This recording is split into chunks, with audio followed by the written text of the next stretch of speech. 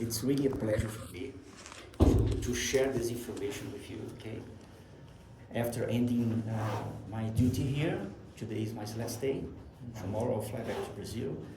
Then I gathered some informations regarding my experience flying with you so far. And the idea is to emphasize some topics and to give you a little bit more good tips in order to operate this newer plane efficiently and with safety as well. And most of topics that I will cover here may be applied to the E1 fleet as well. So the idea is not to change any standardization for hoodwear, but just to trim some points in order to give you more efficiency during the flights and covered by safety as well. Okay? So this presentation cover the entry into servers for your company. And the goal here is to recommend some procedures to improve the aircraft operation efficiency, keeping the flight safety, sure. And overview new features brought by E2 family for your operations. And as I mentioned before, there is no intention to change any Honda Air standardization already consolidated. Okay? There's no idea regarding this. Okay? It's as per company decision if they want to change some standard procedure or not after presenting some points for you. But the idea is not changing nothing for you, for your operations. So let's introduce my presentation. Let's talk a bit about flight safety, okay? Accidents. As a manufacturer, we take part in many meetings with ICAO, with authorities, FAA, EASA, and many players in aviation, Boeing, Airbus. We join many players worldwide so as to increase safety, so as to enhance our product, to give the pilots, to give you air industry, to increase safety, okay? And the E2, it's a good machine that brought this kind of situation. When we see since 1961 so far regarding fatal statistics and whole loss, it's clear for us that the fourth generation airplane helps to decrease the rate of accidents. It's a fact. It's a fact. Okay? There is no question and no doubt regarding this. The graphics show us.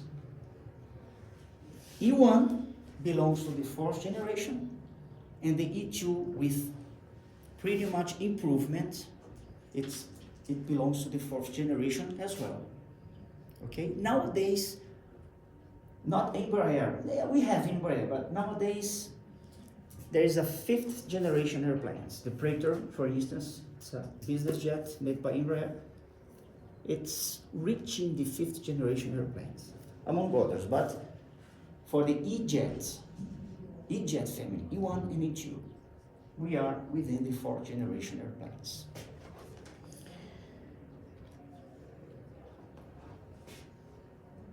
ICAO, for every year, ICAO issue this safety report, and there is a the ICAO Global Aviation Safety Plan, which we are taking part in this meeting every year, so as to discuss regarding safety, regarding accidents worldwide, and how to cope with this situation to avoid more accidents, okay? And on the ICAO Global Aviation Safety Plan, they list the 5 high-risk categories accidents worldwide that we are still struggling to fight against. They are CFIT, loss of control in flight, mid-air collision, runway excursion, and runway incursion. In spite of having many good issues in automation in the fourth generation airplane, we are still struggling to fight to avoid this kind of accidents. And what we have on the E-jets to help pilots to fight against this one? Safe feet. We have the terrain. On the E2, we have the vertical situation display with topography below you, right? We have some good features regarding this. Loss of control in flight. On the E2, we have a good enhancement regarding the closed loop flight by wire. If you have any upset in flight in normal mode, if you release the flight controls, the airplane will bring you to the level flight by itself. On the E1, it's up to pilots to recover. But we have this enhancement regarding the lock eye. Mid-air collision, TCAS. We have a good big picture whenever you have a TARA, you train on the simulator, the flight to zone. It's easy to cope with, pretty easy, right? Runway excursion and incursion, we have, nowadays we have the RAS on the E2 to tell you about which runway you are, how many runway remaining you have. On the final approach, if you get an unstable approach, you're gonna get a warning from the HAAS stating that you are unstable. That's a good feature on the E2 fleet.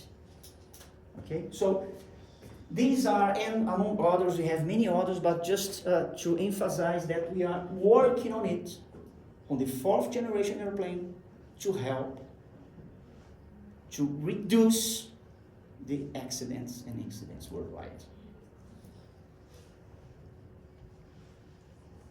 So, what is the 4th generation airplane?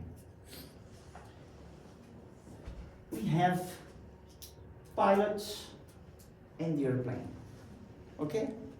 On the 1st generation, there is nothing between pilot and the airplane. On the 1st generation, Cessna 172, as we flew in the flight training school, right? But nowadays, between the pilot and the airplane, we have many systems between those players that work to reduce accidents. The problem, not the problem, but the topic is we as a pilot have to understand what is happening here. And we have to study a lot. It's not only handling skills, it's more than that. And we have to know the airplane. We have to understand how the system was designed. We have to understand how the system behaves so as to cope with this system in a safe way. That's a challenge for the 4th generation airplane. To sum up, the pilots program and send many inputs to a computer, and the computer will send signals to the airplane, and the airplane will reply as you want. That's the way to cope with the 4th generation airplane. But I want to fly. I like to fly. I want to be the guy during the flight, right? Can we do that? Yes. We may fly the E-Jet family as we flew the Cessna 172. But the safety will be decreased. There is no doubt regarding this. Remember the graphic that I showed you. We can fly the E-Jets as the 172. We can do that. We can decrease the level to the 1st level. But it's not safe. If you are doing that, you are getting rid of all the development that Embraer did so far. That's why when I flew with some guys here, I was trying to show you how to descend in path all the way, how to use magenta modes all the way. Because it helps you to, as a 4th generation airplane, it helps you to monitor the glide path all the way until the touchdown. until you disengage autopilot close to the decision altitude. That's the way to cope with this generation. And we have to know that. If you want to fly manually sometimes, there's no issue, but we have to know how to cope with this feature. When some of you reach the instructor rank, right, or examiner, you guys have to know how to fly this airplane in the first level, and you have to tell to the trainee how to cope with the airplane in the full 4th generation design. We have to know that. What we see worldwide, and I did many entry into service since I joined Embraer in 2018. What we see, whenever the pilots face some situations that the airplane doesn't understand what the airplane is doing, they disengage autopilot, get rid of the automation, and go back to the 7172. Why? Is it a confusion or is it a misbehavior? They always believe that there is a misbehavior and go back to the 3rd or 2nd or 1st generation. Because they don't understand if it's a misbehavior or it's a confusion. They don't understand how the airplane cope with. I'll give you an example.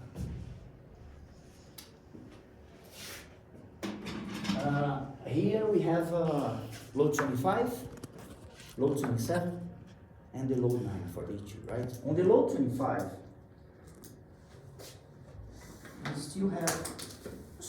we still have limitation for FMS speed, right? Yes, sir. From final fix and on, we have to fly in manual speed. Okay, it's a limitation for the FMS. But on the load 27 and on the E2 family, we can fly in FMS speed all the way, needless to select manual speed. It will decrease your workload, especially in a situation that the workload is really increased. For instance, going around in a busier space, if you let the FMS speed, it will help you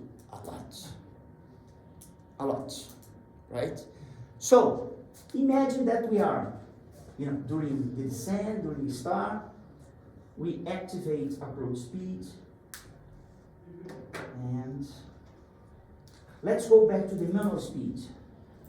As a rule of thumb, we cannot never set the speed bug below the green dot. Yeah?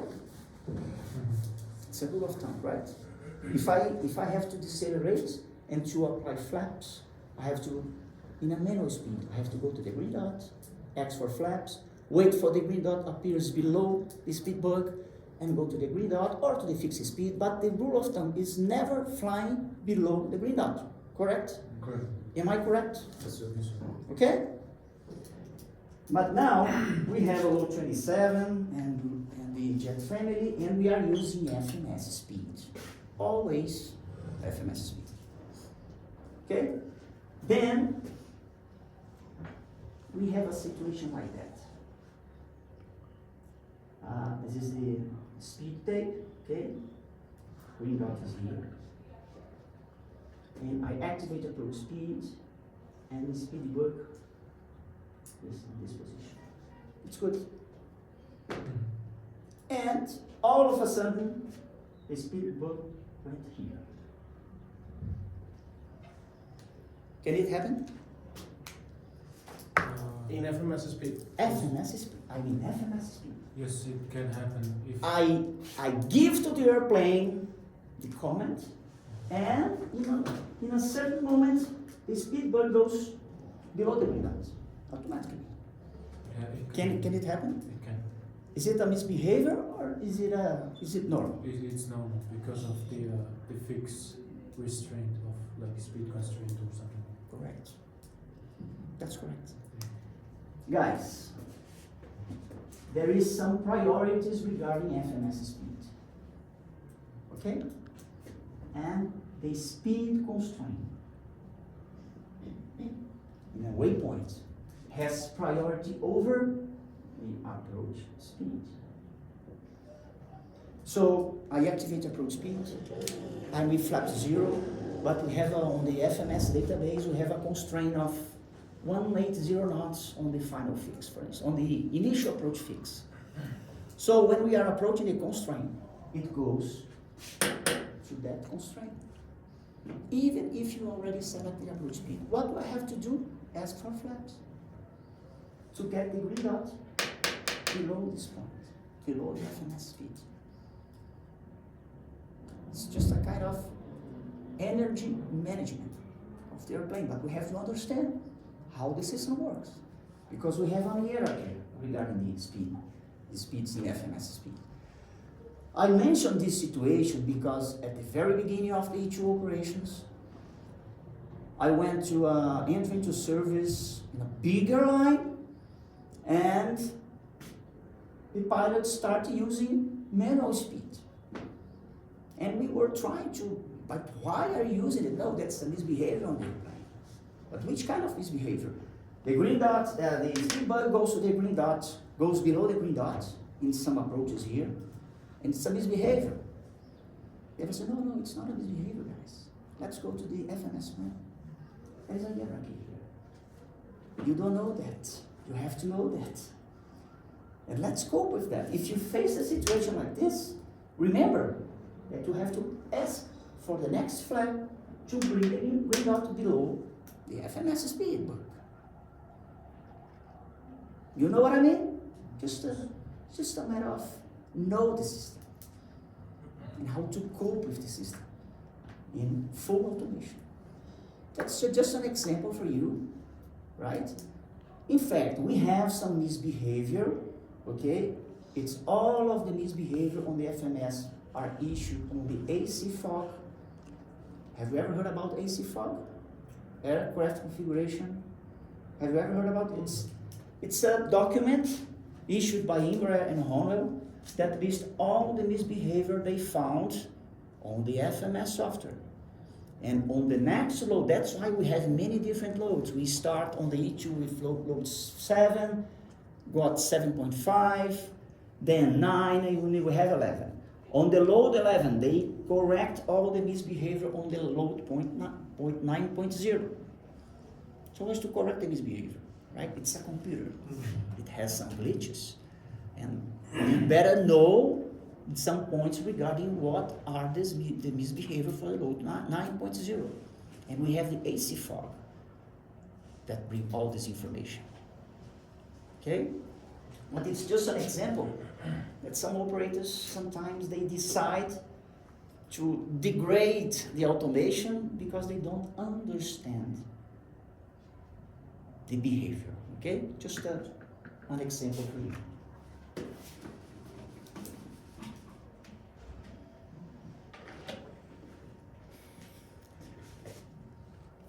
So, having that said, I will go over these topics for today. We are having just an overview of the closed loop fly-by-wire.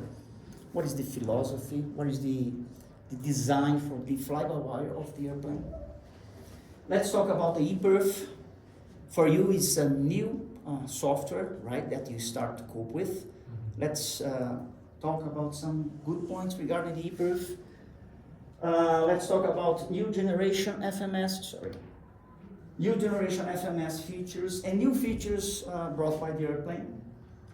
Talk about weather radar, the engine. Let's talk a bit regarding ice speeds. Okay, we have a new feature that you can reset the ice speeds, right? Let's talk about alternate CG. What is the alternate CG? To understand it comes along the ePerf. Okay, and to end up some good tips for you for the airplane operation. So, talking about the closed loop fly-by-wire, I talked to Ivan that I'd rather, in fact, I'd rather fly manually the E1. Yeah, because it seems to be friendly, right? When you compare with the E2, but it's because of the fly-by-wire system. And remember, the fly-by-wire was designed to give you more safety. It was designed for that. It will protect you, especially for loci. Okay? But unfortunately, we have to have a artificial filling on the control yoke, and that's why we have that big box close to the rudder pedals, because of the fly-by-wire system. Okay? But whenever you are used to it, it's easy to fly, very easy to fly. But I will explain you how was it designed. So, what is the main difference between the fly-by-wire on the E1 and on the E2? The E1 doesn't have a closed loop fly-by-wire. What is a closed loop fly-by-wire? The pilot sends signals to the computer sends signals to the surface, and the surface sends a feedback to the computer. On the E1, we don't have this feedback. That is the difference from the closed loop and from the fly-by-wire on the E1. Okay? So, and on the E2, the direct mode on the E2 is the same as the normal mode on the E1. The same.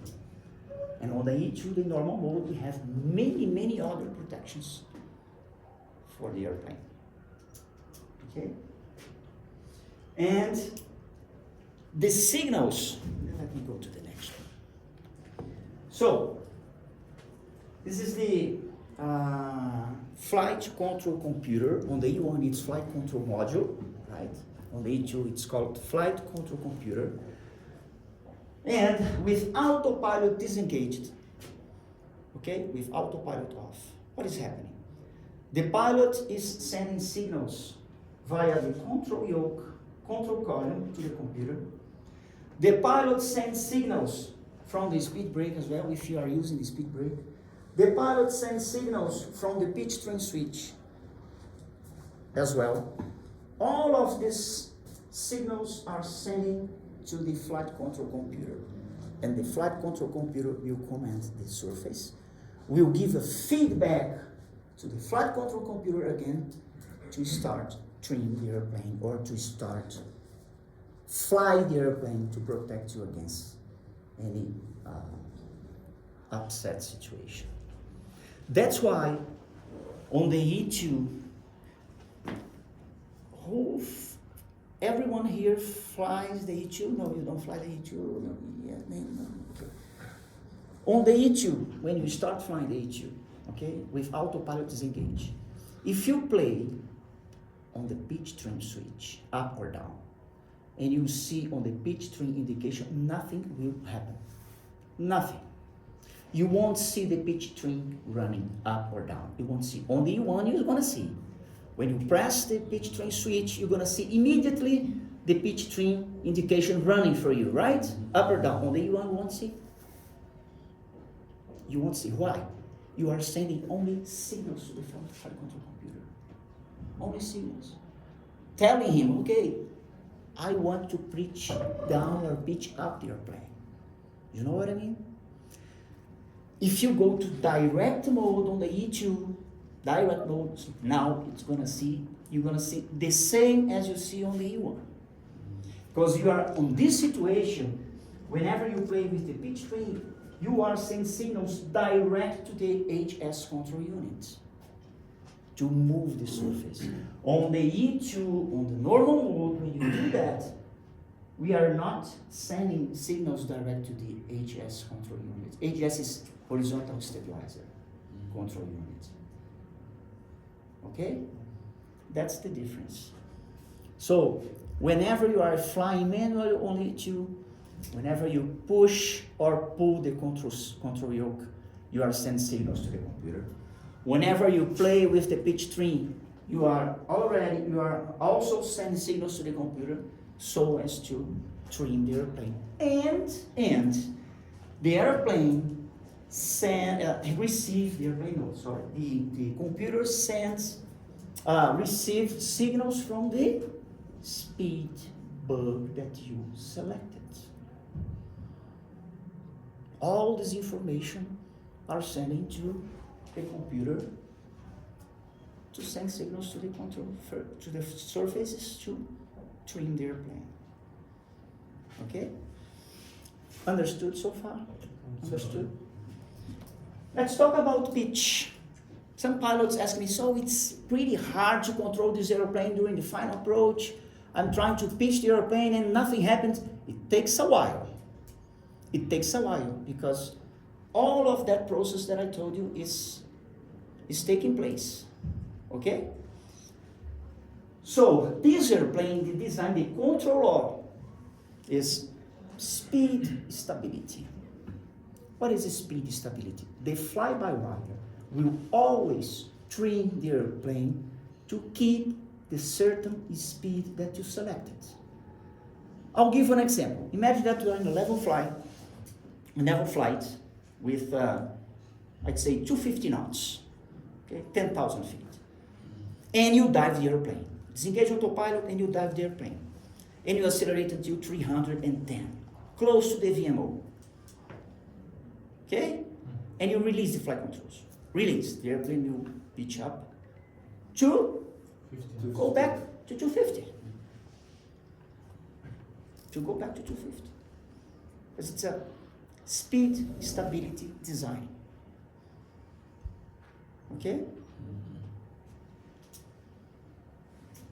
And this is from the AOM. The pitch tree switch are not used to define a reference speed, but do not affect directly the position of the horizontal stabilizer. And why do we have Embraer had to keep the pitch train switch? It's not necessary. We don't have pitch. Who flew Airbus? You flew Airbus, right? Yes. There's no pitch train switch on the side stick, right? We don't. The criminal. Yeah. We don't need pitch train. But why Embraer decided to keep it? Just to keep the commonality with the E1. It was just a requirement from the authority to keep the same type rating. As you are flying E1, you play with the pitch, and you are flying the E2, it's almost a muscle memory, right? You play with the pitch tree as well. Just to keep the muscle memory. So it was just from the authority requirement to get the pitch train switch on the E2. Because we don't need. In fact, we don't need. Okay, that's the point. So, Yeah. if it's a windy day, during approach, wind changes a lot. So airspeed changes. So aircraft will pitch down and up to maintain airspeed. Isn't it hard? It's not hard. My suggestion for you, it happens even on the E1, okay? Even on the E1. And as I told you, this reaction, the fly-by-wire takes a while. It's not immediately. It takes a while. If you get a strong gust, for instance, and your speed drops, you have the speed bug on a certain speed, on the V-approach speed, and the speed drops 10 knots, for instance, the airplane won't react immediately to put the nose down or nose up to correct the speed. It won't happen immediately, okay? You have time to correct, and you have to correct in manual flight. You have to correct. If you are approaching with autopilot and we have gust wind, you won't see the airplane doing this to correct the speed. It will keep a constant glide path. What I suggest for you during the final approach, try at the beginning,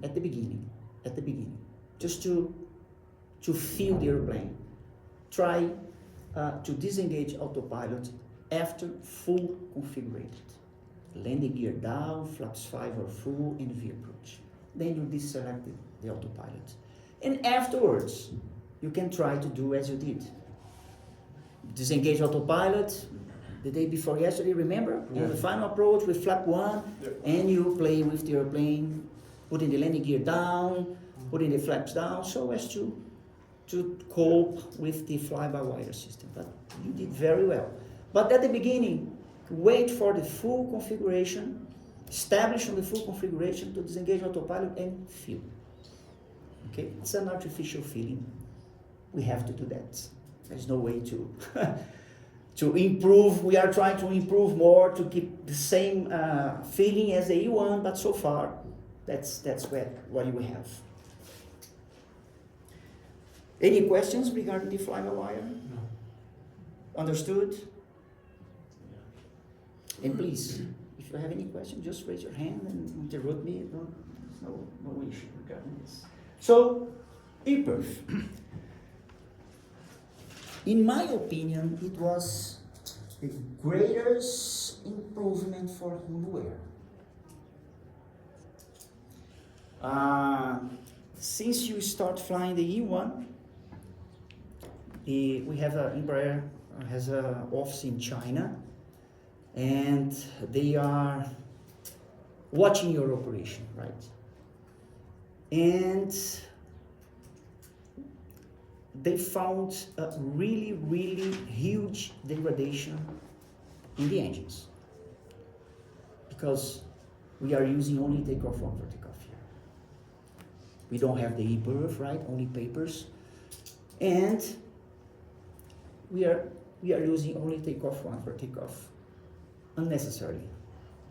And as we have nowadays the ePerf, it gives you a good opportunity to starting a new way of operating this airplane.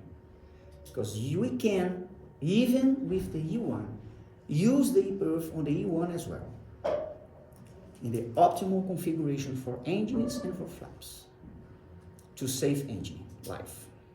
It's a really useful feature. So that's the easier way to get the accurate takeoff performance, okay, in a timely manner using optimal engine thrust and flap setting optimal as well. Always optimal and optimal. Okay?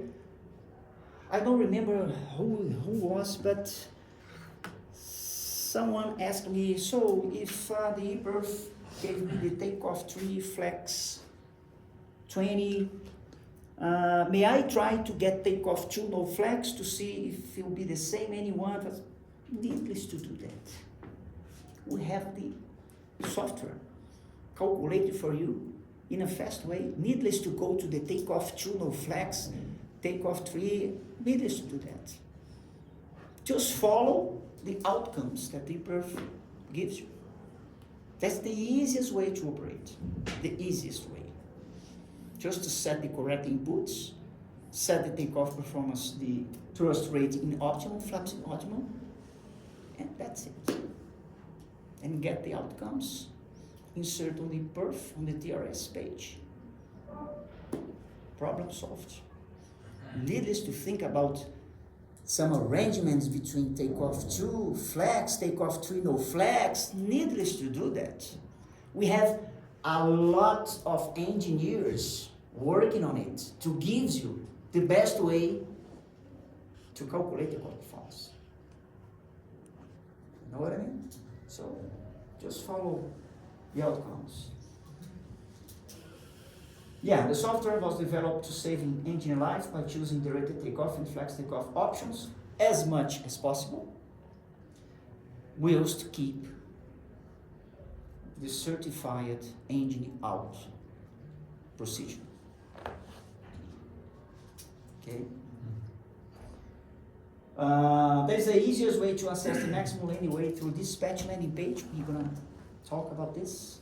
It's a page that just a few pilots use, but it's very useful. The dispatch landing page. And the easiest way to get accurate in-flight landing performance assessment according to the current weather. And as we have here on the FMS, we have the TOLD certified. What is the TOLD? When we go to the landing each page, set the temperature, everything, confirming it, you're gonna get the speeds. You may confirm the speeds, it's certified. The ePerf on the landing page, the ePerf, why do we have to go to the landing page on the ePerf? To get the speeds? In fact, no, because we have the toads. But to get the landing distance required. Just for that, because on the FMS we don't have this information. Okay? And just to let you know, guys, what is the maximum difference between the ePerf and the toad? 2 knots. 2 knots, it's acceptable. But if you have 2 knots, you may confirm. Remember that on the toad speeds on the FMS, the correction for the approach speed is always 5 only. 5 only. For default. Yeah, 44. Yeah. Okay, then when you go to the ePerf, speed additive, because of gust, headwind, blah, blah, blah, 20 knots, you have to type on the toad, on the FMS, the correction that you have to get. Okay, because for default, on the toad, it's only 5, always 5, always 5. But the REF, VAC, and VFS, certified. Okay, and for calm wind as well, up to 10 knots, you may only confirm. So let's talk about engine out, just to remind some concepts. As I told you, always select optimum for thrust and optimum for flaps. Always. Okay? Unless, I'll give you a situation, it's written on the SOP. It's written on the SOP. Unless we have some expectation for wind shear during takeoff. It's written on the SOP. If you have a situation like that, takeoff 1, remember? And flap 1, remember? In this situation, takeoff 1 and flap 1. Okay? So, look, this is for engine out. When the ePerf gives me this outcomes here, I will take off with flap 1, take off 3, flaps 24, and this is speed. I have on the whole air ePerf, this is, just to let you know, guys, all of this information I brought from the Embraer ePerf standard, okay? This is not from the ePerf from Honoair, okay? But the idea here is only to show you how it was designed. And we have the acceleration altitude here, the minimum in Embraer we use 400 feet. I guess here is 1,000, right? The minimum acceleration high that we use on the ePerf, you said it was 1,000, right? Yeah. But in Embraer, that's why we have here, we have 1,000 here, but in Embraer we have 400. And we have the engine out procedure, and on the Honoair ePerf, it's stated here as well the engine acceleration altitudes for engine failure. As per FAR 25, it's a certification requirement regulation for a twin engine airplane. We have to get on the second segment a minimum of 2.4 climb gradient. On the third segment, 0. We may level the airplane on this on the third segment to retract flaps. We may level the airplane.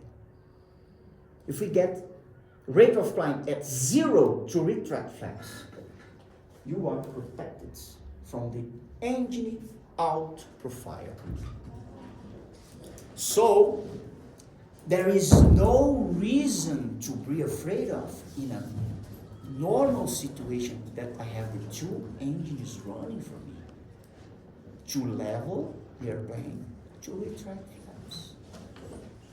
If it's in a single engine situation, I may get 0% of climb gradient. Not to mention the dual engine operation. There's no issue. And I'm talking about this because I will talk about the departure limit page. You were using the VFS here until NSA. Unnecessarily. Just to burn fuel. Unnecessarily. Okay, but we'll talk about this later on. And on the final segment, this one, until the reaching VFS, until the reaching 1,500 feet above ground level, 1.2%. So, for the engine out, when you see here the acceleration altitude, 1,000 feet, for instance, and if you lose the engine, on the departure limit page, we have the VNAV capture for a single engine situation, right? If you follow this procedure here, we will clear all the obstacles. And if the airplane level on the third segment to retract flaps, it's normal. It's within the certification. And the ePerf gives you all the information necessary to do this in a safe way. In a safe way. But we have to follow this profile. Sometimes we cannot follow the SID. We have to follow this one. Okay, this route. Okay, question so far? In-flight landing assessment. So, this is a hypothetical situation that I create here.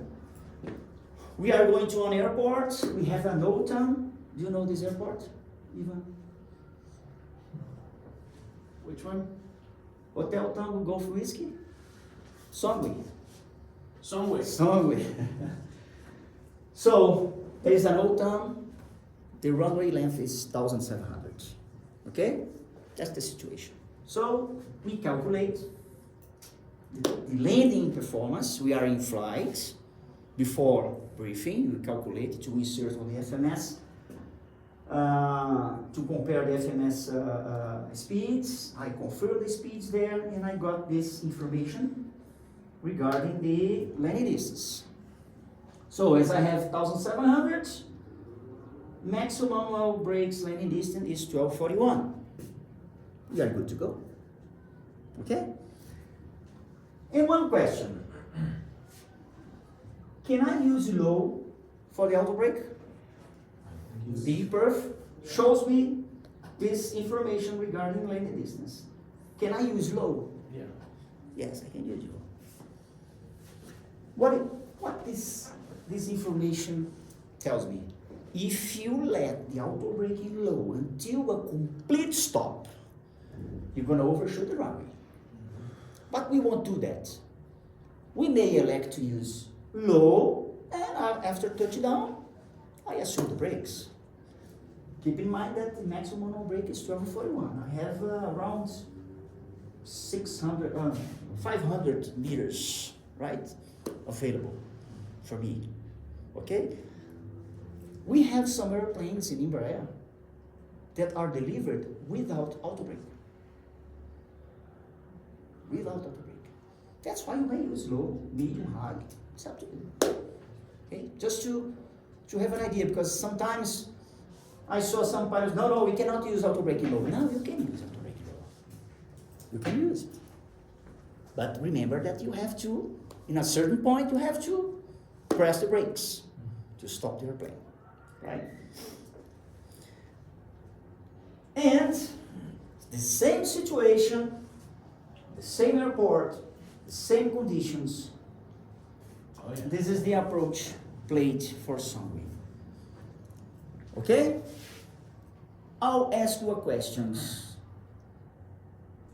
I'm good to go? This is the condition, sorry. The weather forecast, I listen to the 80s, cloudy tower, overcast 49, temperature 35, QNH, light rain, wet runway, and the no time. Am I good to go? It's a tricky question. You have selected the wet runway. Excuse me? On the ePerf, Yeah? you have selected wet runway. No, we cannot. Wet runway. Okay. Then, good point. I calculate for wet runway and it's good. I can go. For wet runway, I can go. You say that we cannot go, right? No. Yeah. Any other? Yes or no? And how about the climb rating? Yeah. Good point. Look, here in the procedure, we have two decision altitudes. You see, 4,800 and 5,000. Why? If I elect 4,800 on the MDA, I have an overcast 4,900. If I select 4,800, the minimum climb gradient is 3.2. 2.2 on the Earth.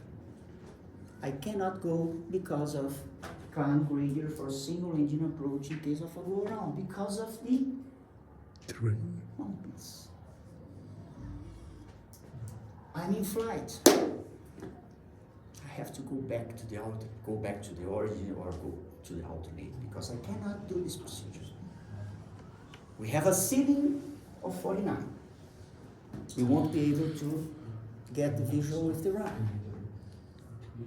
So, I could have assessed the situation before takeoff by using dispatch landing page on the Earth. It's in the middle. We have the takeoff, in-flight landing, dispatch landing page. On the dispatch landing page, regardless the landing distance, because the restriction on that airport was the climb gradient, right? Remember? Remember? So the maximum is 2.2 here. Okay.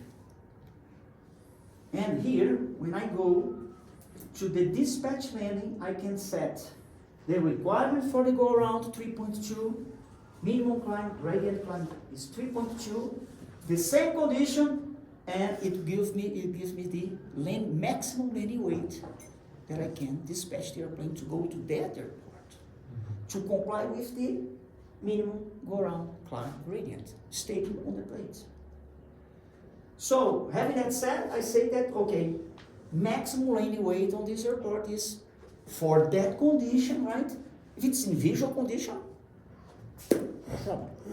But as I have the overcast 4,900, we have a limitation for the landing weight. It's not 54. I have 3,330 meters available.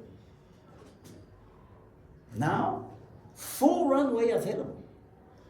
It's not 54 maximum landing weight for this airport. It's 53.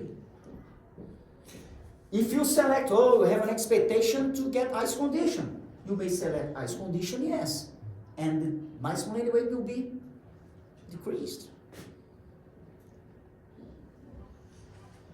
Okay?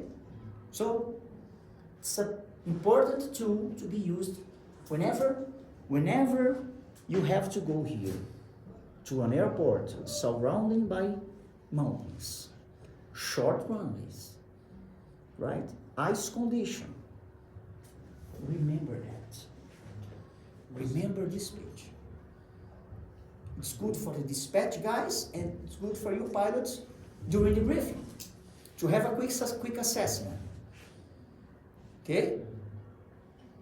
And you haven't input the Macan information just because our bottleneck is the unengine inoperative climatic, right?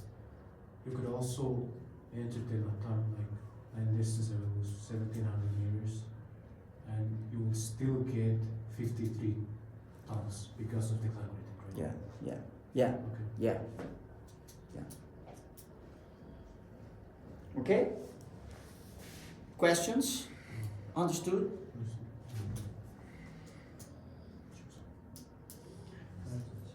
So,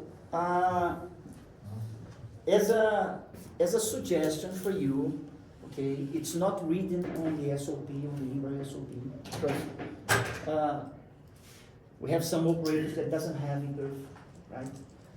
But it's recommended either pilot insert the inputs on the Embraer separately.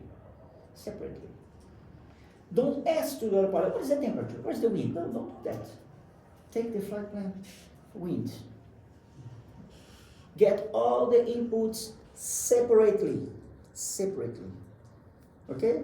After that, so did you get the perfect? Let's cross-check. Cross-check the outcomes, and after that, insert the data into the FMS. It's a good recommendation for safety and for the airmanship. Okay? For takeoff and for landing as well. Safe condition.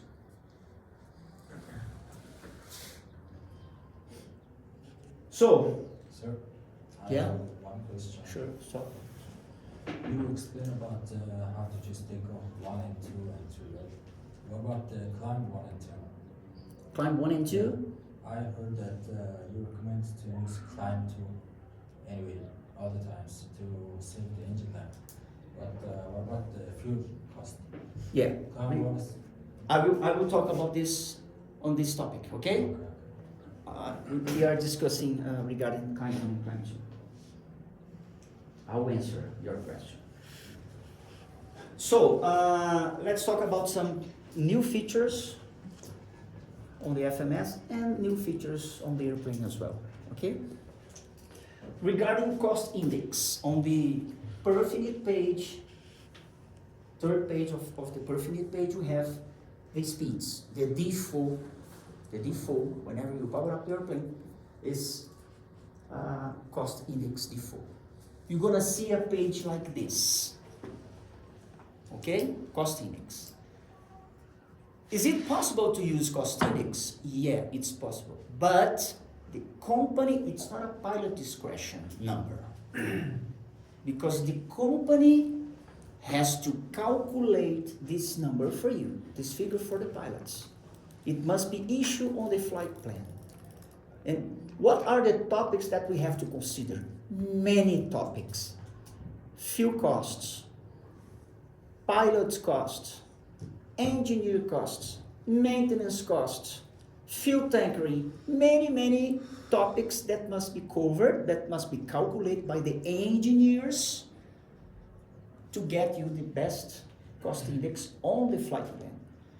As so far we don't have this process here, right, in Honeywell, so don't use cost index. But it's not a pilot discretion. Okay? It was designed for companies to calculate this number and gives you the correct cost index calculation. We have a GP 2607 that states this kind of calculation of the cost index. If Honeywell in the future want to apply this one, we have this GP, it's a general publication issued by Embraer that gives you some information regarding this calculation, okay, regarding this process.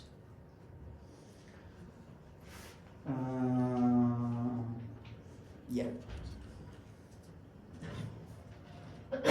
And when you press this selected key here, you're gonna get to other options like long range cruise, manual speeds, 270.76, 290.78, as you wish. Now, departure limit page. Then we're gonna start talking about the climb 1 and climb 2. This area for VNAV capture engine out, the last line, this is for engine failure. Okay, we have only the VNAV capture altitude, only this. And this one, this area here, was designed for noise abatement. It wasn't designed to clear obstacles. There is nothing to do. Nothing to do. This page was designed for noise abatement procedure. Why? Remember that on the load 25, we have a limitation to engage the autopilot as long as we have flight level change. And sometimes we have to climb until, depending on the noise abatement, but sometimes until 1,500 feet, right? 2,000 feet at the V2 or V2 plus 10. And you have to fly manually on the 25, manually until 2,000 feet. with instrument, pilot fatigue, what else? Turbulent, busy area, and you have to fly manually. It was designed to allow you to engage autopilot in takeoff mode. Needless to wait for the flight level change. That was the reason for that page. It's not to clear obstacles. It's not to set the speed to climb until the NSA. Because if you are doing that, you are burning fuel unnecessarily. Unnecessarily. Right? And imagine every day we are climbing with VFS until 4,400 here, burning fuel. If you calculate this by the end of the year, maybe we can buy a Porsche or Mustang. Yeah? Yeah? So,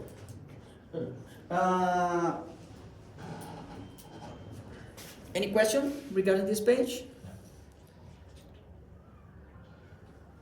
Yeah, as I told you, it was designed for massivity procedure and for engine out. It's only on this section of the page. And if you have an engine failure, as I told you, you will clear all the obstacles only because of this information. And remember, we have to follow the engine out procedure designed on the berth. Okay? Climb straight ahead, turn right to NDP, to VOR, and hold, and blah, blah, blah. Now, let's talk about some speeds. How to cope with the departure limit page so as to get more efficiency in my operation. Save fuel and save engine life. We're talking about this. What is the best speed to climb in order to save fuel? Maximum rate of climb. If you climb in the green dot, in the VFS, until the NSA, and here it's quite high, you are climbing in a best angle of climb. That's the best speed to clear obstacles. But I don't need to clear obstacles with two engines running if I comply with the minimum climb gradient instated on the SID. Right? If I don't comply with the minimum climb gradient on the SID, then I have to assess the situation. But I never saw for the E1 and for the E2 any SID so far that the airplane is not capable to maintain. I never saw. Never. Okay, if you follow the SID. So, what is the best speed to go after flap 0? VFS plus 50. Yeah, that's the maximum rate of climb. That's the VFS of plus 50. That will be, look at this table here on the AOM. On the AOM, we have a table regarding best rate of climb, depending on your weight and the altitude crossing. 5,000 feet, I took off, I'll be around 4,000, 5,000, right? What is the best rate of climb? Around 250 knots. 243 at 41 tons, quite light. The average takeoff weight here is around 50 tons, right? The average, right? 251 knots. As you set on the climb page, 250 below 10,000, right? That's the speed you have to accelerate. That's the speed you have to go after flap 0 to save fuel. Needless to keep VFS until 4,400. Needless to do that. Needless to climb in the best angle of climb. You don't need to clear obstacles. You know what I mean? You know what I mean? Yes, sir. Okay? And you talk about the VFS plus 50. That's That's a good tip for the if you have to climb the best rate of climb. Imagine that the ATC right after takeoff asks you, okay, climb until crossing flight level 320, okay, as soon as possible. Then you have to apply maximum rate of climb all the way until passing 320. At first, VFS plus 50. Completely right. Then I have to go to this step. Why? I have to assess. Altitude crossing 10,000 feet, 50 tons, 243. Crossing 15,000 feet, 50 tons, 235. And I have to cope with the speed by means of speed intervention, by means of manual speed, it's up to you. Then you are using the best rate of climb speeds until cruise level, for instance. Okay? We have a useful information on the UN regarding this table. Okay?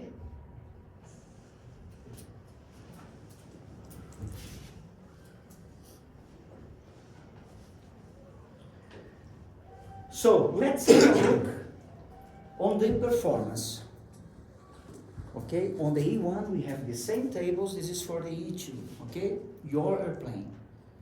Just to have an idea regarding the performance with 250 knots. This is the SID. I get here the worst situation, the highest climb gradient for an SID here in Ulaanbaatar. It's 4.6, 32 alpha, that's the highest one. 200 knots, I'm retracting flaps. Remember that I can level the airplane to retract flaps in a single engine situation? I'm in a dual engine. Both engines are running. Okay, and we are accelerated to VFS. 200 knots for 4.6 is 1,000 feet per minute. 1,000 feet per minute.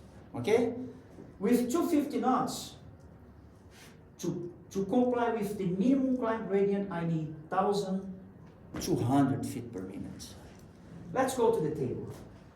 Altitude 6,000. Here is 4,500, okay? We get the 6,000, that's the altitude that we are reaching the VFS, retracting flaps, roughly. So, let's go to 54 tons. And ESA plus 10, that's pretty hot here, right? ESA plus 10. ESA plus 10, 54 tons. I have 15% climb gradient with the VFS. Let's go to 250 knots. I just retract flaps, flap 0, and I went to 250 knots. 10 degrees ESA, 54 tons. 12.9 climb gradient. I need 4.6. We don't need to climb in VFS. Let's say few. Let's speed up to 250 as soon as possible. And here we have a correction for climb 2. So we got 12.9 minus 1.3. 11. We need 4.6 for high temperature. ESA plus 10 here, it's pretty hot, right? So this is only to show you that we can go to 250. Retract flaps and let the airplane accelerate to 250. And regarding, would you like to add something? No? And regarding, let me show you. Yeah. How to set this page? Having that said, engine out, acceleration altitude, 1,000 mean. 1,000 at speed. Disregard speed. You may set here the default, that's V2 plus 10. Why? It works, the departure limit page works as a cylinder. Okay? This altitude, 1,000 feet. And the speed, if I set here V2 plus 10, that's the default. When you cross 1,000 feet, doesn't matter. It goes to 250 knots. Because that's the settings on the climb page. Remember, 250 below 10,000. So if you let the default here, just to delete the speed, it's gonna be V2 plus 50. Sorry, V2 plus 10. That's the default. Let this way. If we don't need to do a noise abatement procedure, we let this speed at V2 plus 10 and always 1,000, 1,000. Okay, to speed up. In climb 2.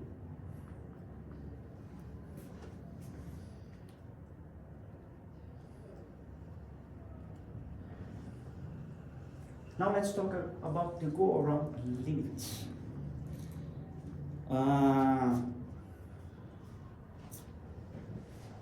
This is a procedure from here, from Ulaanbaatar, and we have to, in case of a go-around, we have to follow this procedure and hold in Charlie Kilo 299. Which speed shall I maintain during the go-around?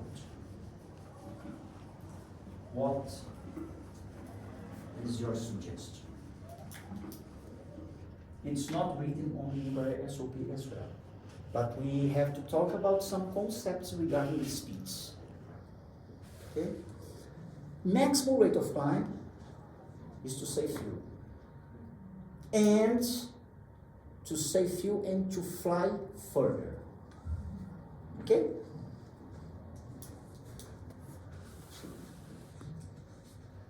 This is the maximum endurance speed. This is a graphic regarding the rate of lift and drag ratio. Okay, this line here. Okay. Speed applied and fuel flow. If I go around, do I need, at first, I went around, I have an extra fuel. What is the main idea for us as a pilot? Is to try another approach, right? I have an extra fuel, I have the passengers that want to go to the destination, and I'll try another approach. But I don't know if I have to wait here. I don't know if the ATC will vectors me to the final approach. I don't know. So for my planning, I would plan to fly in the best endurance speed. What is the maximum endurance speed? Is the minimum speed that gives me the highest lift drag ratio and gives me the lowest fuel flow. That is the maximum endurance speed. And what is the maximum endurance speed on this airplane? Green dots, which is the VFS. And to set on the go around page, yeah, that's the maximum endurance speed. Okay? It's not 250. Because I don't need to climb to go to the alternate. Okay? I will try another approach. I will make a hold, waiting for weather improvement, right? That's the first idea. Unless you don't have any extra fuel and the weather is pretty bad on the destination and you have to go around and go to the alternate immediately. If you are planning this way, remember flap 0 to 50 knots to go to the alternate. Right? But it's not quite common, this situation, right? You always carry sometimes a few to do another approach. Right? If you are facing this situation, remember, I have to go around and accelerate and maintain the maximum endurance speed, which is the VFS. Okay? And my suggestion to set this page here is on the speed for the go around, on the speed, VFS plus any additive according to the turbulence that we expect on the airport, right? +5, +10, or if it's still air, calm wind, 0, VFS +0. Pilot discretion. Altitude. Let's keep VFS. Clean the airplane and keep the VFS until go around altitude. What is the go around altitude? The altitude that I have to fly, climb, blah, blah, blah, blah, blah, to 8,900 feet. Subtract from the airport elevation, 8,9 minus 4,5, then I set this figure here. It's like a cylinder, as I did the same design for the part limit page, same design. Then I will climb, retract flaps, and keep the VFS, the green dot, that's the maximum endurance speed, until reaching this altitude, that's the go around altitude.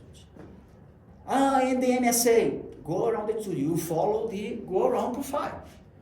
Sometimes you have an MSA highest than the hold altitude, right? So set the hold altitude. Okay? And after that, when I reach the altitude mode, then this is another good tip for you. Remember that I tell you at the beginning that we have to understand the design. I will explain you how it was designed here again, so as to give you another good tip regarding the least approach route on the FMS.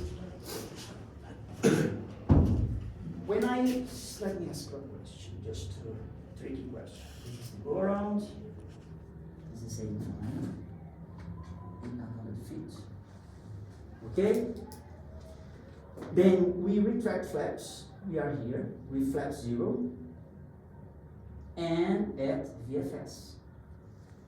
Okay? And we are climbing, and we reach the ground altitude. And we got out, captured. Okay? And we are in FMS speed. What will I see on the speed curve? It will keep VFS. As I said here on the go around limit page, remember that I said VFS. When we reach altitude, go around altitude, the FMS speed, it will kept on the VFS. Any idea? You're gonna stay on BFS, Yeah. because in the go-around page you put previously the altitude that you're gonna reach on the go-around, the final altitude. So you're gonna stay on the BFS. If you don't put the speed over there, it's gonna go to 250. Because you reach. Which speed? so- Which speed you mean? Here Yeah. or on the go around? On this approach. On this approach. Yeah, you got it. It won't keep the VFS. It goes to 250. Why? Look. Unless you have any constraint in the Yeah. okay. Yeah, that's the point. That's the point. Okay? Why? As per design, guys. As per design. And lady. As per design. Whenever you press toggle, okay? We are here. Okay? Whenever you press toggle, the FMS doesn't know, okay? The engineers that designed this FMS, they doesn't know which altitude you're gonna choose to go to the alternate. If you alternate from Genghis Khan Airport to the other one here, do you need to go to 37? So the engineers doesn't know which altitude you're gonna choose. So when you press the go around to perform a go around, the FMS will reset the new cruise altitude for the altitude you're gonna get the first out mode. Makes sense. Copy that so far. So what is the next cruise altitude? 8,900. When you reach this altitude and you capture out on the FMA, the FMS will get here 900 as a cruise level. And as you are in cruise level, it will follow 250 below 10,000. That's the default. That's why in FMS speed, it will accelerate to 50 knots. And do we need to burn fuel going to this place? We don't need that. We have to fly in the best maximum endurance speeds. That's why you have always, during the FMS preparation for landing, during the FMS preparation for landing, on the go around limit pay, on the missed approach, VFS or VFS plus 10, the same speed you set on the go around limit page. Okay? And set all the way. Sometimes we have, you see here, 16 miles to the holding. If you set only on this point, maybe when you go around and you are in the middle of the road, go to 50, then reduce. So put in all the constraints the VFS, the maximum endurance speed. And you're gonna keep the FMS speed working for you all the way. Okay?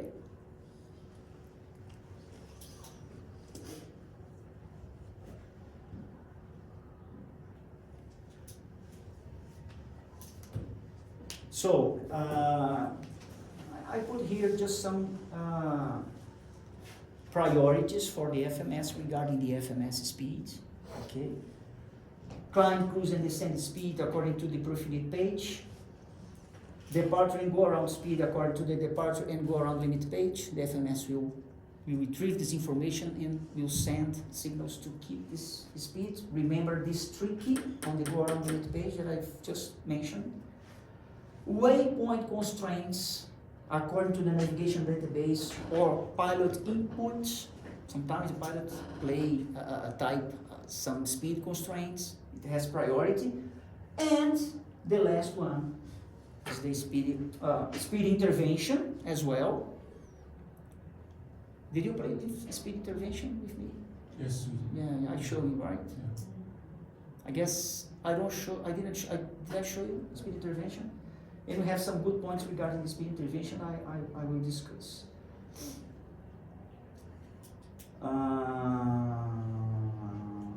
Yeah, this is a note on the FMS manual regarding, I mentioned at the beginning here, regarding speed constraints and approach speeds.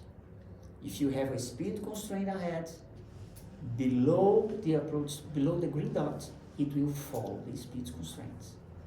And it's up to the pilot to manage the situation, to ask for the next flag, to get the green dot, to bring the green dot below the FMS speeds. Okay? And another important information regarding is speed intervention. So what is speed intervention? On the load 27, you have this feature as well.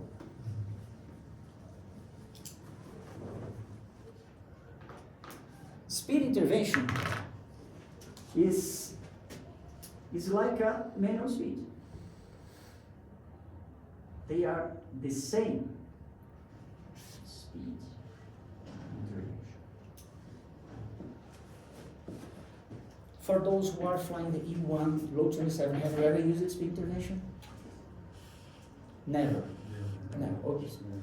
Okay. So speed intervention, it's like a manual speed in pink, in magenta, the same. You have to go to the flight plan. Here we have the speed, right? You type, for instance, we are flying 0.78, okay? And you type here 0.76 and place it here. And the airplane, the speed bus goes to the speed that you set in this position and keep magenta. That's the speed intervention. The pilot is intervening on the FMS. The FMS sends signals to the automatic flight guide system, and the automatic flight system plays the speed bug on that speed that you are telling to the FMS to fly. In magenta. Okay. Actually use that. Speed intervention. Because Okay, and you're gonna see here speed intervention.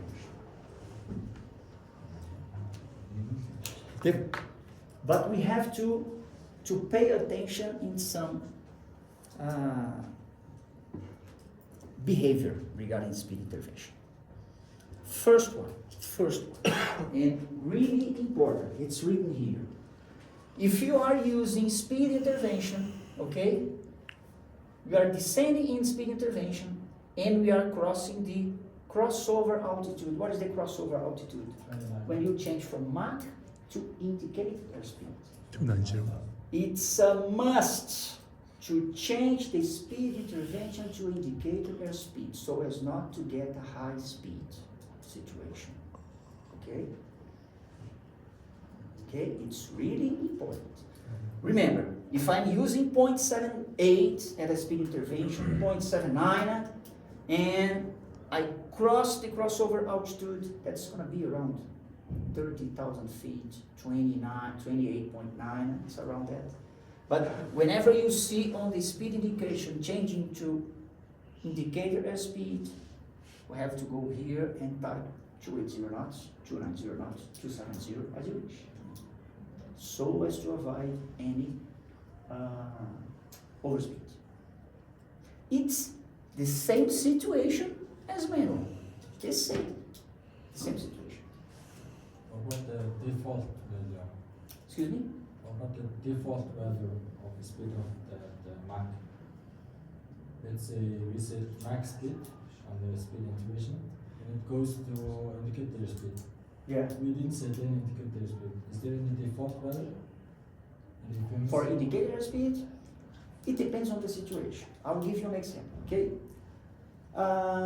What are the situations that you may use speed intervention? Okay, imagine that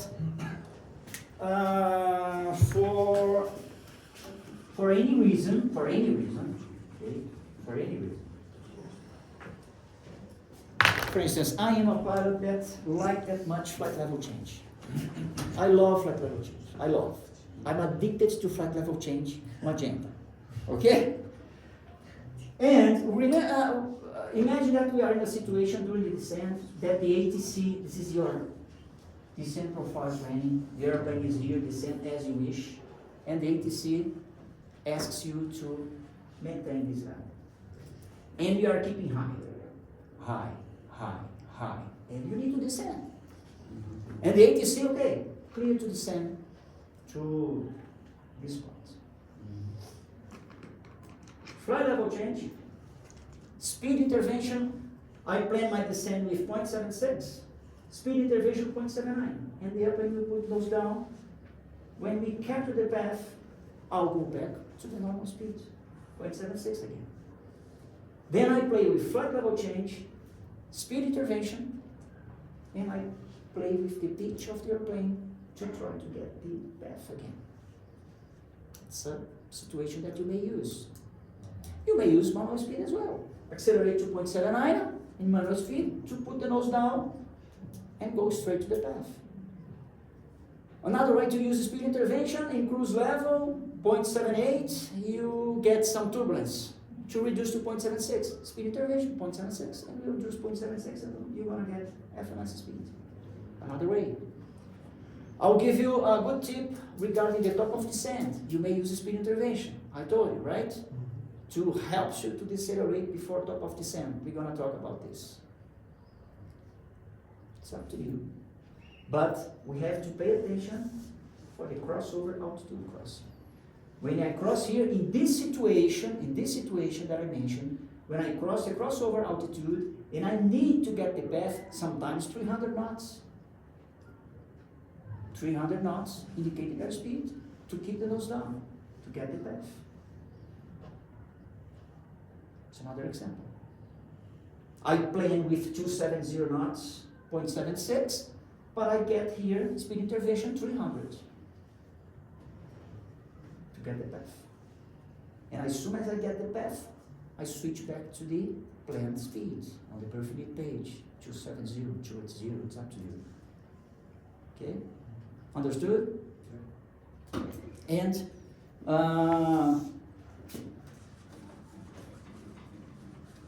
what are the ways to get out of the speed intervention? If you are using the speed intervention and you have a constraint in a waypoint, the speed intervention has priority. Remember, it's like a manual speed. If you are flying nano speed and we have a speed intervention, speed constraint, we have to decelerate, right? On the speed intervention, it's the same. We have to get out of the speed intervention so as to follow the speed constraints from the navigation database. Okay? To get out of speed constraints, you may switch the speed selector knob to manual and go back to FMS. It will be deleted. Okay, speed intervention. Another way that will be deleted automatically. Whenever the airplane changes the phase, imagine that we are using speed intervention in the cruise. Whenever you reach the top of descent, the FMS goes back to the normal speeds. Okay. Another way to get out of speed intervention, whenever you use the RTA. You know what is this? To reach a certain waypoint in a certain time. It's quite common in Europe. Sometimes the ATC asks you to cross the point even at 1315 Zulu. Then you go to this page, type the point, type the time that you have to go there to reach that point, and the FMS will calculate the new speed to be kept until reaching that point in a certain time. So whenever you use the RTA, the speed intervention will be cancelled as well. And if you have any engine failure in flight, to get the drift downward.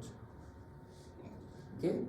So in a normal situation, to get out of speed intervention, manual and FMS speed on the speed selector, and you get out of the speed intervention. Okay?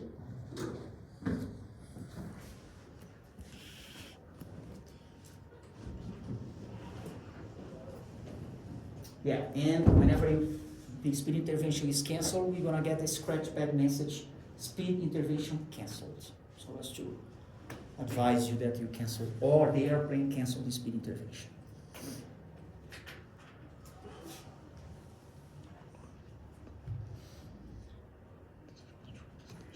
We have another feature on the FMS, Load 27 we have as well. It's a climb direct and descend direct. If you are climbing in flight level change magenta, and we have some altitude constraints during the SID, right? And the ATC in Almaty, I guess we have a point below 11,000, 10,000, I don't remember, I don't know by heart, but we have a point in Almaty. And the ATC clears you direct to the flight level, the cruise level, with no restrictions. And I am in flight level change in magenta. If I keep flight level change in magenta, the airplane will level at 1,000 feet to follow the constraint, right? You may go to flight level change green. It's right. There's no issue regarding this. And if you want to keep magenta, just to press climb direct for descending, descend direct, and the FMS will delete all the constraints between your present position and the altitude selected on the altitude selector. Will delete all these constraints, and you can keep flight level change magenta.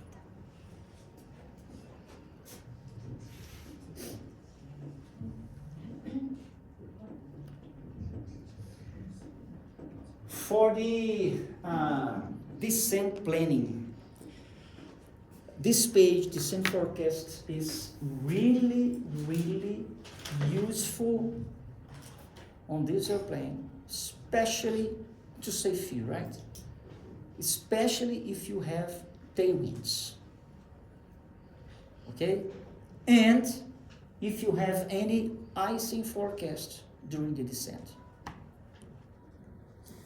So how to cope with that? You insert the arrival, insert everything, and let's go to the descent forecast. I suggest you to always set at least, the maximum is 4, the 4 flight levels, okay, from the top of descent until 10,000. That's what I suggest. At 10,000, it's the place that the airplane will decelerate to 250.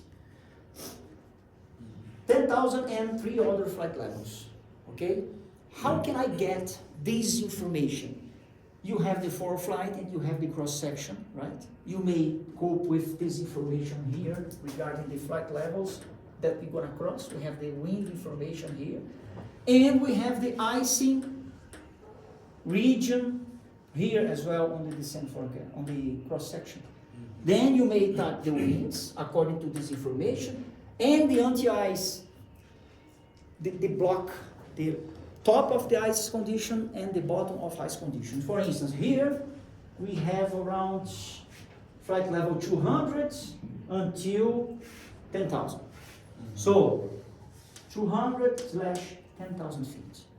And the airplane will recalculate the top of descent considering this descent forecast condition regarding wind and regarding icing condition.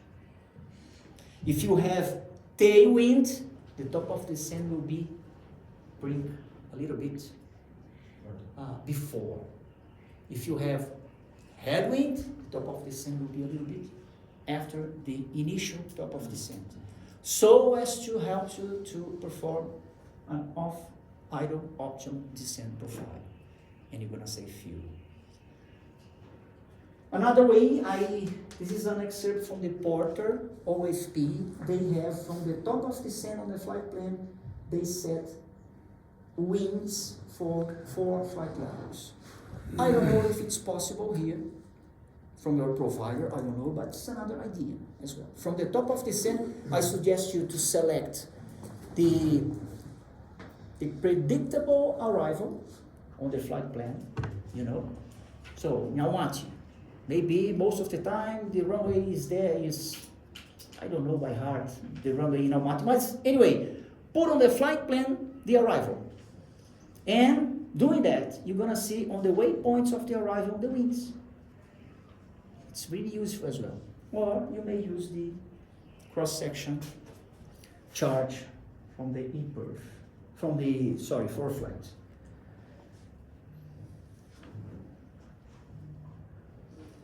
And the optimal regarding optimal descent, it's impossible. If you set here manual speeds, okay, to climb 290.78, that's the speed that I recommend to climb on the E2.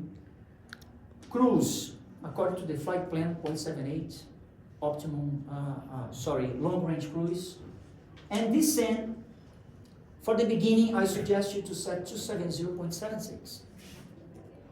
Okay? And doing that, you won't be able, on this FMS, you won't be able to put on the performance unit page 3, third page, the glide path. We cannot do that.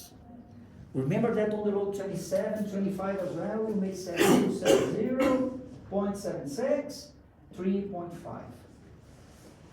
We cannot do that here. You cannot. You may try and you're gonna get invalid inputs. We cannot. Why? This FMS, off-idle optimal profile descent, will change the glide path according to the planning, so as to decelerate according to the waypoint constraints, if any, so as to decelerate to 250 knots at the altitude you selected, 14,500 here, 10,000, 12,000, and to decelerate to the final fix at the speed you selected.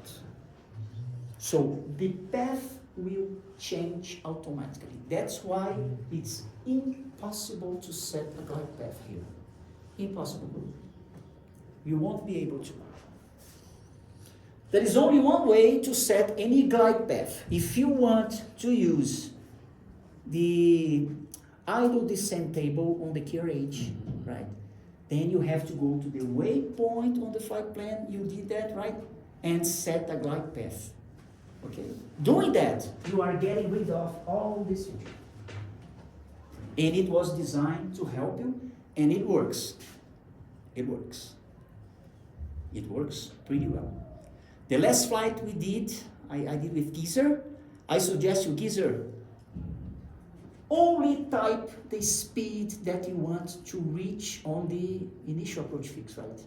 It was on the initial Beirut, I guess. I don't remember. That's fine. Only the speed, needless to set altitude, nothing. Only a speed. You want the VFS, put the VFS, and let the airplane work.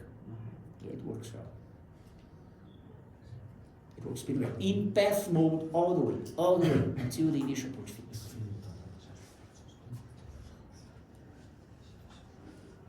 Question? I'll get the climb in a couple of seconds. I don't forget you. I didn't forget. This airplane is prone to speed up on the top of descent. It's a behavior of the airplane. The wing design, the fly-by-wire feature, push the airplane to speed up. Okay? It's a behavior of the airplane. And we have this kind of situation whenever you reach the top of descent, so as to speed up, and sometimes you reach the VMO and MMO. Okay? And we have to take care of it. First and foremost, finish your approach briefing before reaching the top of descent, so as to let both pilots to monitor this moment. Please don't keep briefing during the initial part of descent. Don't do that. If you didn't finish, stop. Stand by for the briefing, let the airplane start descending, manage the situation. After that, let's continue the briefing. Okay? It's really, really important. And what if I get a situation that the airplane speed up? What do I have to do? What do we have to do to anticipate a bit this kind of situation? I have some suggestions to give. Okay? First suggestion. Remember the speed intervention? When I get the VTA, boom, I plan descent with 0.76, for instance, an example. Okay, 0.76 to descent. When I hear the VTA, I type 0.74. And the airplane starts to bring throttles to idle, and I get enough room from the barrel pole at the beginning of the top of descent. You know what I mean? When the airplane get the FPA, it reverts. I'm changing the flight phase. The speed intervention will be cancelled. The speed bug goes to 0.76, but I hold the throttles in idle, and I get enough room from my current speed, that's 0.74, and the barrel pole. And I manage the situation. I start managing, the airplane will increase a bit the speeds, and will stop here, and the situation is under control. That's one example. Okay? The other one, I can put in manual speed, 0.74, keep in manual. Whenever I establish on the path, go back to the FMS speed, and it goes to 0.76 again. It's another way. Another way, activate descent now. Okay? Before the top of descent. Okay? But remember, if you activate descent now, far from the top of descent, you are burning fuel unnecessarily. Because the airplane will apply 1,000 feet per minute, you apply thrust to descend, and doing that way, you are burning fuel. So I suggest you activate descent now a little bit closer to the top of descent. Okay? It's another way to cope with that.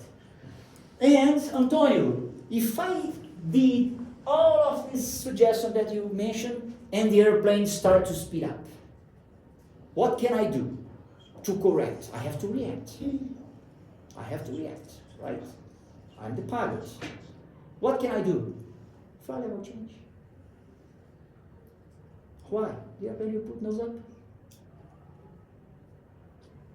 And try to cope with that way that I mentioned.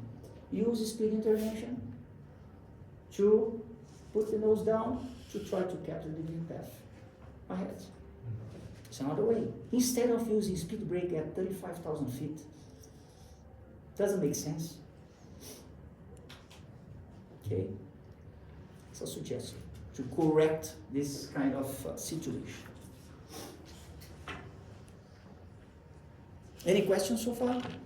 Would you like to do a break, to drink a coffee, water, go to the washroom, right? 10 minutes break? Yes, sir. Yeah? Many information.